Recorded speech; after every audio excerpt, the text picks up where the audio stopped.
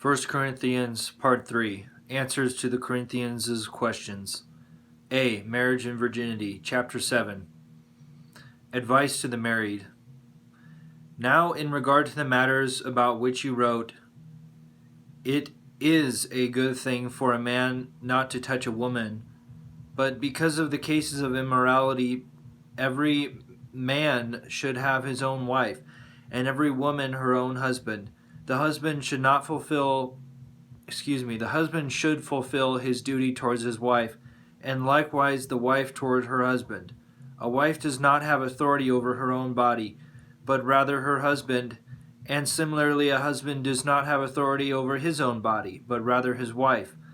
Do not deprive each other, except perhaps by a mutual consent for a time, to be free for prayer, but then return to one another, so that Satan may not tempt you through your lack of self-control. This I say by way of concession, however, not as a command. Indeed, I wish everyone to be as I am, but each has a particular gift from God, one of one kind and one of another. Now to the unmarried and to widows, I say, it is a good thing for them to remain as they are, as I do, but if they cannot exercise self-control, they should marry, for it is better to marry than to be on fire. To the married, however, I give this instruction, not I, but the Lord. A wife should not separate from her husband, and if she does separate, she must either remain single or become reconciled to her husband, and a husband should not divorce his wife. To the rest I say, not to the Lord. If any brother has a wife who is an unbeliever, and she is willing to go on living with him, he should not divorce her. And if any woman has a husband who is an unbeliever, and he is unwilling to go on living with her, she should not divorce her husband. For the unbelieving husband is made holy through his wife, and the unbelieving wife is made holy through her brother. Otherwise your children would be unclean, whereas in fact they are holy. If the unbeliever separates, however, let him separate. The brother or sister is not bound in such cases. God has called you to peace. For how do you know, wife, whether you will save your husband? Or how do you know, husband, whether you will save your wife? The life that the Lord has assigned. Only everyone should live as the Lord has assigned, just as God called each one. I give this order in all the churches. Was someone called after he had been circumcised? He should not try to undo his circumcision. Was an uncircumcised person called? He should not be circumcised. Circumcision means nothing, and uncircumcision means nothing. What matters is keeping God's commandments. Everyone should remain in the state in which he was called. Were you a slave when you were called? Do not be concerned, but rather, even if you can gain your freedom, make most of it. For the slave called in the Lord is a freed person in the Lord, just as the free person who has been called is a slave of Christ. You have been purchased at a price. Do not become slaves to human beings. Brothers, everyone should continue before God in the state in which he was called. Advice to virgins and widows.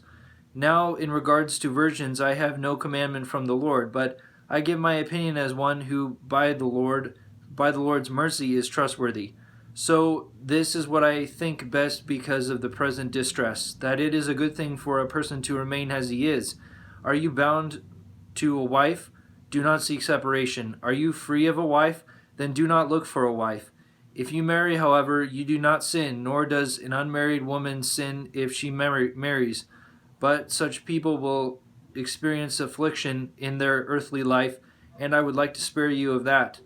I tell you, brothers, the time is running out. From now on, let those having wives act as not having them, those weeping as not weeping, those rejoicing as not rejoicing, those buying as not owning, those using the world as not using it fully, for the world in its present form is passing away.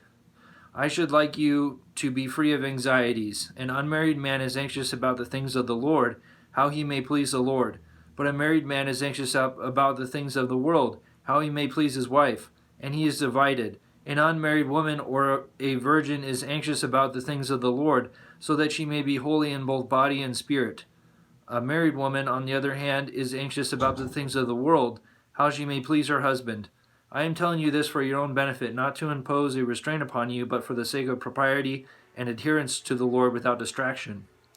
If anyone thinks he is behaving improperly towards his virgin, and if a critical moment has come and so it has to be, let him do as he wishes. He is committing no sin. Let them get married.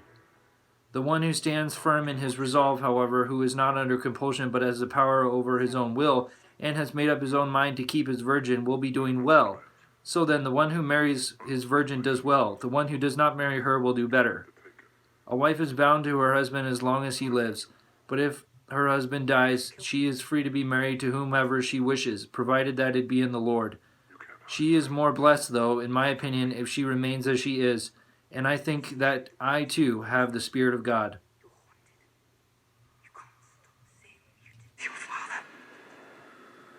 Do you still count the days since your parents left? Such pain in you, such anger. I don't want to have to kill you. I'm going to find you, and I'm going to turn you to the dark side. When I offer you my hand again, you'll take it. We'll see.